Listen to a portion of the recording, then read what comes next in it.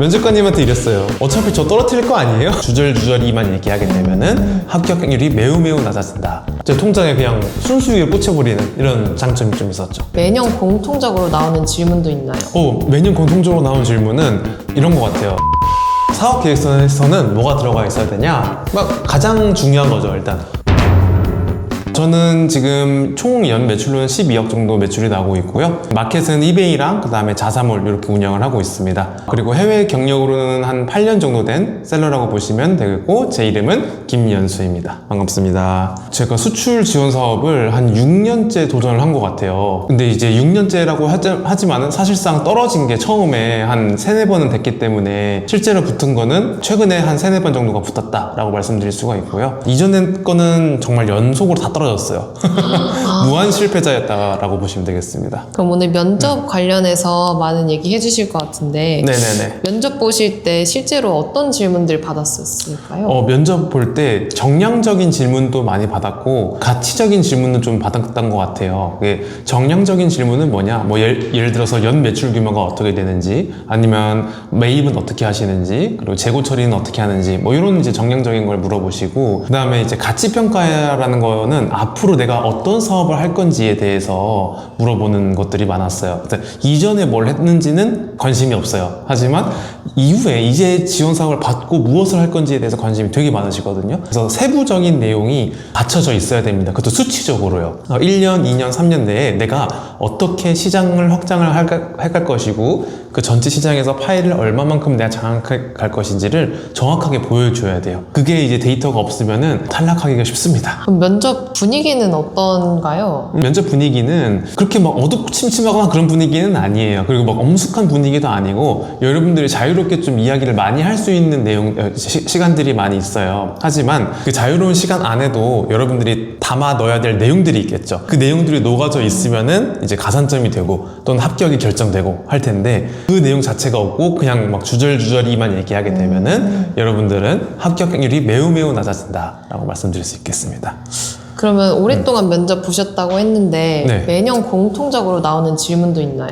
매년 공통적으로 나오는 질문은 이런 것 같아요. 아까 정량적인 평가가 있고 가치적인 평가가 있다라고 말씀드렸잖아요. 그 정량적인 거는 항상 일정할 테니까 제외하도록 하고요. 가치적인 평가에서만 보자면은 이제 미래에 내가 할 제품에 대해서 프로토타입이라든지 아니면 시제품이 있는지를 한번 여쭤보시고 자료가 있으면 가져와 달라고 하시더라고요. 이제 2가지가 있습니다. 저도 처음에는 그냥 이미지만 준비해 본 적이 있어요. 이런 걸로 할 거예요 라고 이제 디자인만 해가지고 보여드렸는데, 그 디자인만 돼서는 요즘엔 좀 합격률이 힘들더라고요. 어느 정도의 프로토타입은 있어야 된다라고 말씀드리고 싶습니다. 사업을 하려는 것과 대표와의 관련성을 좀 보는 것 같아요. 대표가 예를 들어서 웃기긴 하지만 와플 대학을 나왔어요. 그래서 내가 와플 기계를 만들 거야 라고 했을 때는 확실히 가산점이 되는 게 있습니다. 그래서 전문성이 분야가 있느냐 없느냐도 차이가 조금 있어요. 그래서 본인의 활동 내역을 요만큼이라도 넣어줘야 됩니다. 그래서 외부 활동도 괜찮고 사회 활동도 괜찮고, 여러분들이 어떻게 하다가 이 제품을 개발하게 되는지에 대한 스토리가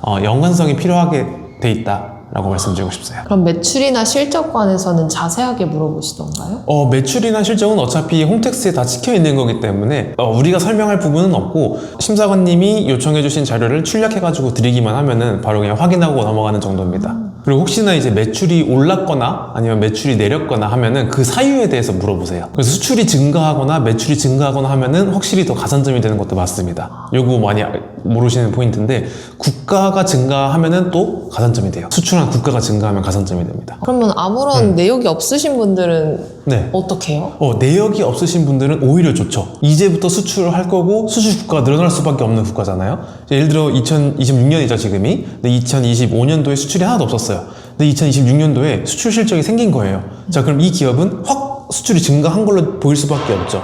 0이었다가 나왔으니까. 이런 기업들한테도 엄청나게 메리트가 있는 거다라고 말씀드릴 수가 있어요. 0에서 뭔가 발생했다는 거는 가능성이 있다라는 거고, 어떻게 이 회사를 도와줄 수 있을까를 더 정부 입장에서 고민하게 되는 사업체다라고 볼 수 있겠죠. 왜냐면 이제 국내에서 대부분 시작하셨다가 해외로 나가시는데, 그러면 어느 정도의 또 베이스가 국내도 있지 않을까? 이런 생각도 할 수가 있으니까요. 제가 떨어졌던 적도 있고 제가 또 합격한 적도 있다라고 말씀을 드렸죠. 그래서 떨어졌을 때 기준을 보자면은 면접관님한테 또는 사업계획서 이렇게 이야기를 했던 것 같아요. 저는 이러이러이러 해가지고 이런 사업을 할 겁니다. 그냥 되게 대강적으로 이렇게 풀어서 설명을 했어요. 자, 그러면은 되게 길어진 느낌이 들잖아요.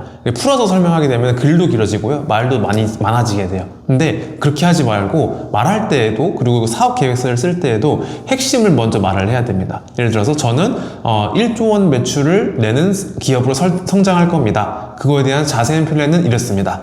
이렇게 이제 들어가야 되는데, 저는 뭐 지금 매출은 얼마이고 1년 뒤에는 얼마를 달성하고 이렇게 해서 연매출 1조를 달성할 겁니다 라는 거를 하지 마시고, 항상 두 갈씩이라고 하죠. 두 갈씩 문장을 말할 때도 사용을 해야 되고, 그리고 실제 사업계획서도 써주셔야 돼요. 면접관님이 봤을 때 얘는 자기가 쓴 사업계획서가 명확하게 자기 머릿속에 그려져 있는 애구나 라는 인식을 줘야 되지, 그냥 막 설명만 하게 되면은 자기가 무슨 말을 할지도 모를 때도 많아요. 제가 설명을 할 때에도. 그래서 항상 제목 먼저 말씀드리고 그거에 대한 설명, 그렇게 이제 계속 진행이 되면 됩니다. 면접할 때. 사업 계획서를 좀 많이 외워서 가는 게 유리한 거네요. 사업 계획서는 외우고 가셔야 됩니다. 무조건. 예. 본인의 사업 계획서가 이미 자기도 모르고 있다? 그러면 면접관이 보는 그 사업 계획서는 일치하지 않겠죠. 자기가 말하는 거랑 그 사업 계획서랑 일치하지 않으면은 그것도 마이너스 요인이 되기 때문에 사업계획서 자기가 쓴 거는 꼭 외우고 가셔야 됩니다. 그럼 실제로 받았던 질문 중에 네. 이건 좀 예상하지 못했다 했던 것도 있었나요? 네, 있습니다. 직원을 어떻게 하고 있습니까? 이런 질문이었어요. 그래서 전 직원이 그때 당시에 한 명인가 밖에 없었거든요. 그래서 정말 그냥 저는 한 명밖에 없습니다. 그냥 이러고 맞췄는데, 근데 면접관님이 원하던 질문은 그게 아니더라고요.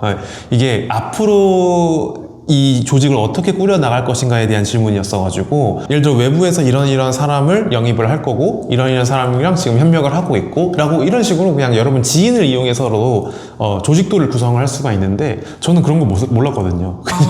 그냥 저는 직원이 한 명입니다. 그냥 이렇게 정직하게 얘기를 했었는데, 그렇게 하셨으면 안 됐다라는 거. 그 다음에 또 하나 예를 들어 드리자면은, 제가 이런 적이 있었어요. 사업계획서를 썼는데 그 사업계획서에 정확하게 제가 워딩을 어떻게 썼는지 기억을 못했던 거예요. 면접관님이 물어보시기를 경쟁사가 이렇게 하고 있다는데 이 경쟁사는 지금 연매출이 어느 정도 나오나요? 라고 물어보셨는데, 그것까지는 기억이 잘 안 나는데 이렇게 얼버무렸던 적이 있어요. 그래서 정말 사업 계획서를 여러분 꼼꼼하게 잘 기억해 주셔야 된다라는 거. 그리고 경쟁사도 좀 잘 알고 있어야 돼요. 여러분의 사업체만 알고 있는다가 되는 게 아니고, 경쟁사가 누가 있고, 그 다음 이 경쟁사는 어떻게 사업을 해나가고 있는지 자세한 분석도 맞춰야 됩니다.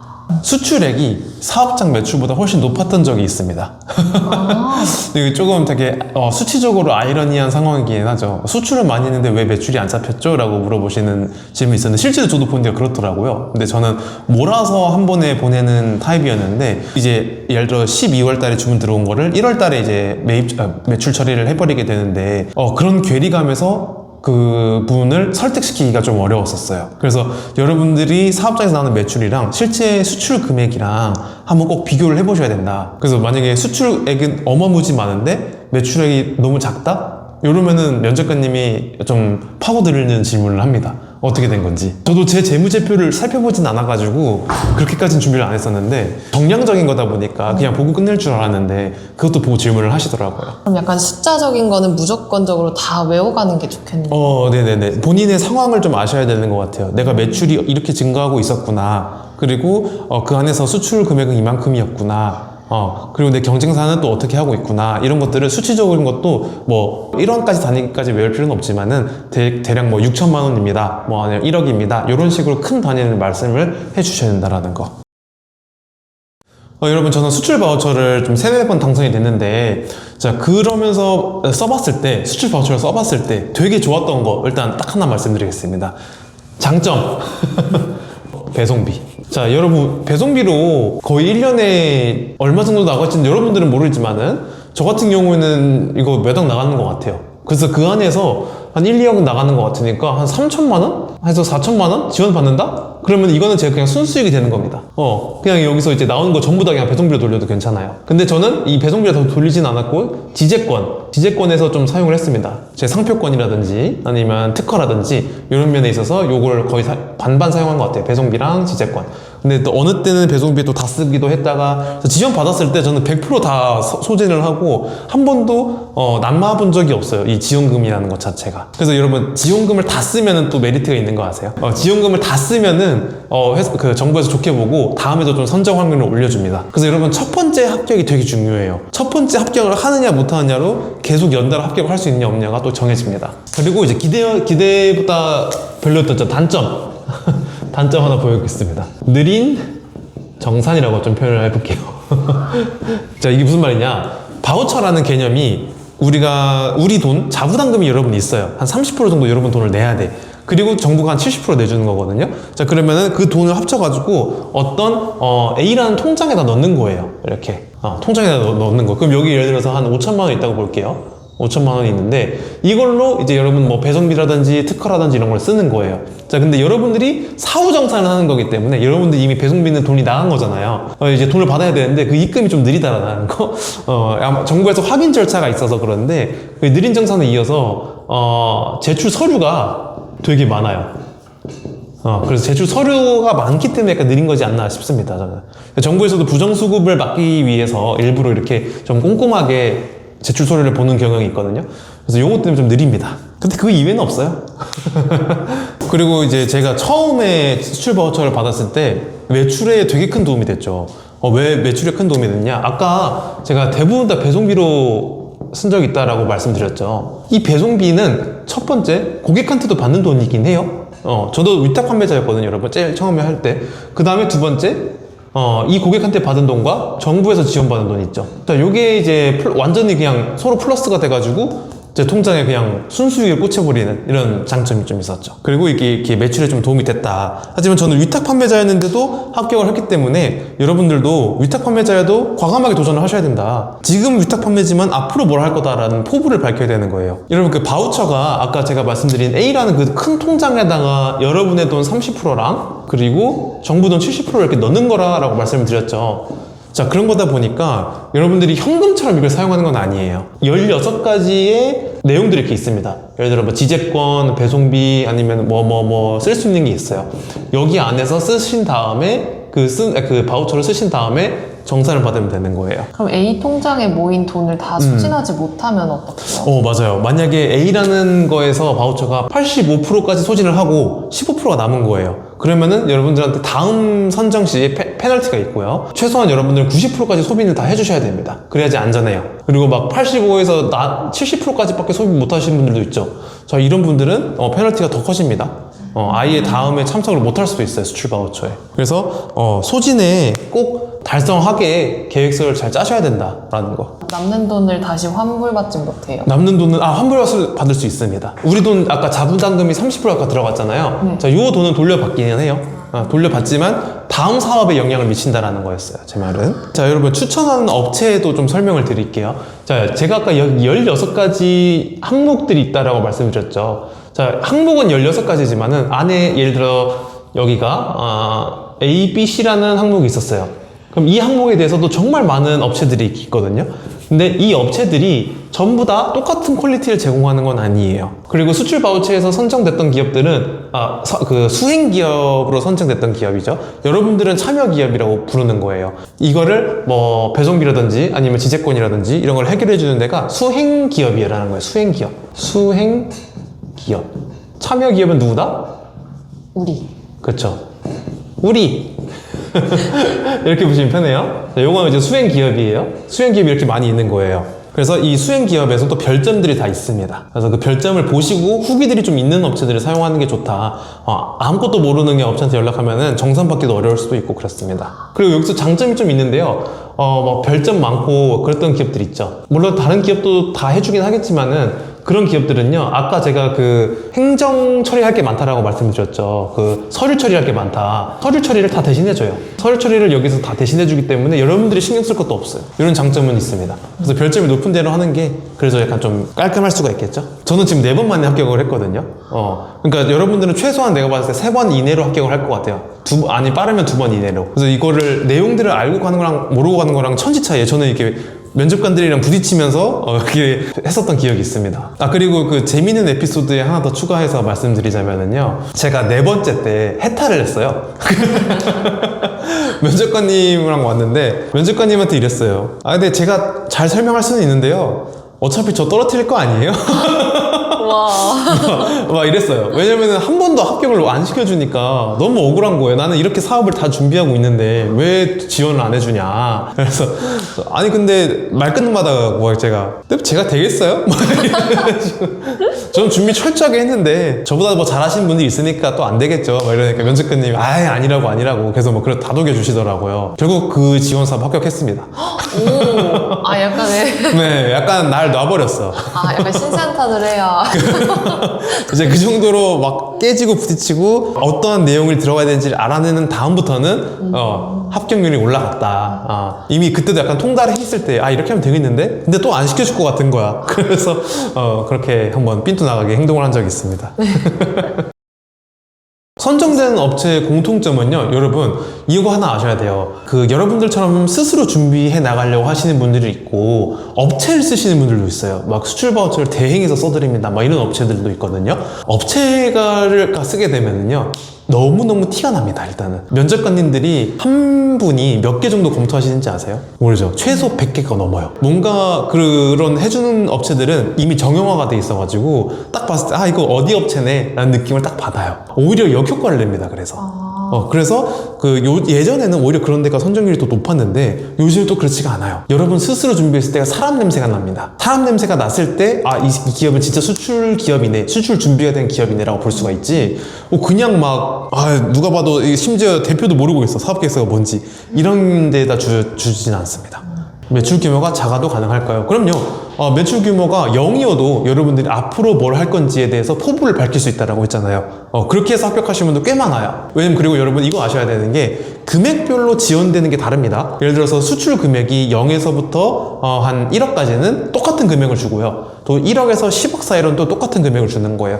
이게 이제 수출 초보, 그 다음에 뭐 성장, 그 다음 도약인가? 뭐 이렇게 표현을 하더라고요. 근데 이거 이름은 바뀔 수가 있지만 하여튼 뭐 그렇습니다.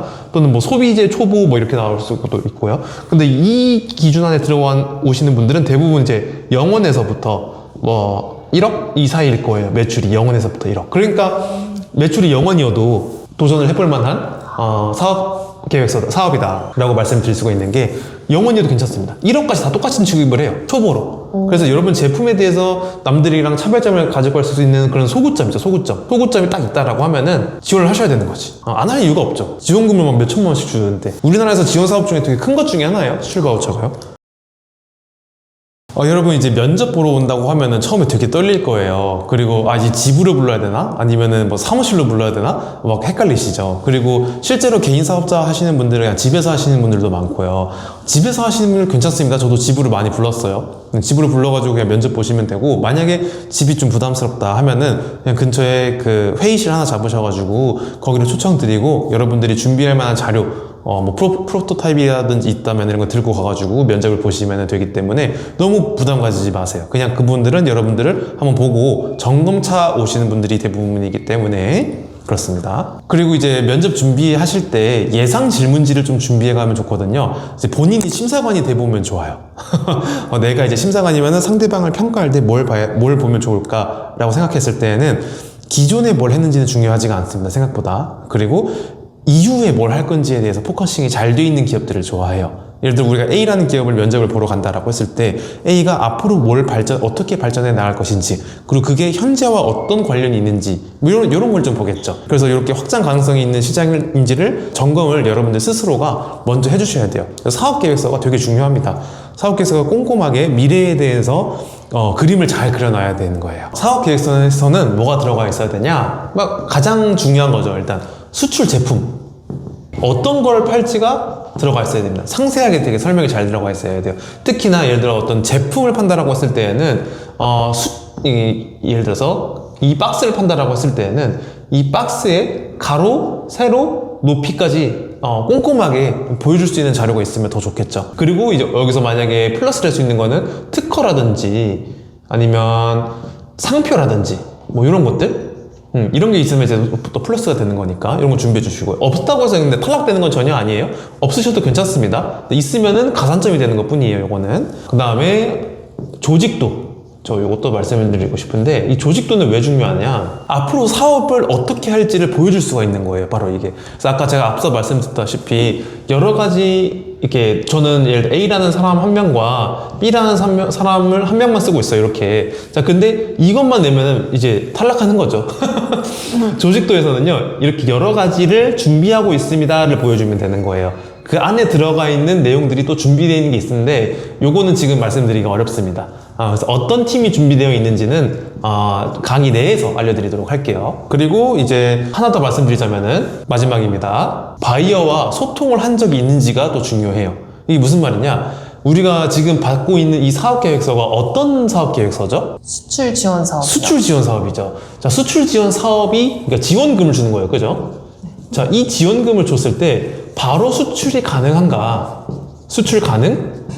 에 대해서 물음표를 아직 가지고 있을 거예요. 정부에서는요. 그렇기 때문에 바이어와 소통해서 전 수출 준비가 끝났습니다를 보여주면은 수출 지원 사업에서 합격할 확률이 올라가는 겁니다. 이 내용도 좀 디테일한 거는 강의 안에서 다루도록 하고요. 어쨌든 이런 식으로 이제 여러분들이 사업 계획에서 꿀팁을 좀 가져갈 수가 있다. 그래서 필수적인 요소들을 만들어 드렸고, 요것들은 없으면 안 되는 내용이고 가산점이 될 수도 있는 항목들이기 때문에 여러분들이 면접 보기 전에 사업 계획서를 쓰기 전에 꼭 준비해 주세요. 자, 그래도 이런 질문을 하시는 분들도 꽤 있을 거예요. 수출을 한 번도 해본 적이 없다라고 하시는 분들이 그럼 어떻게 지원 사업을 받을 수가 있느냐? 자, 이분들은 오히려 쉽습니다. 그 전에 했던 게 없잖아요. 그죠? 그래서 미래에 수출 제품을 어떻게 만들 것인지, 지금 아직 내가 수출을 한 번 해본 적은 없지만 뭐 한국에서 뭐 어떤 경력이 있고 조금이라도 연관성을 좀 가져간 다음에 난 미래에 이런 걸 팔 거야 라고 써보는 거죠. 이렇게 쓰시는 분들도 합격률이 꽤 높습니다. 왜냐면은 베이스가 아예 없는 거기 때문에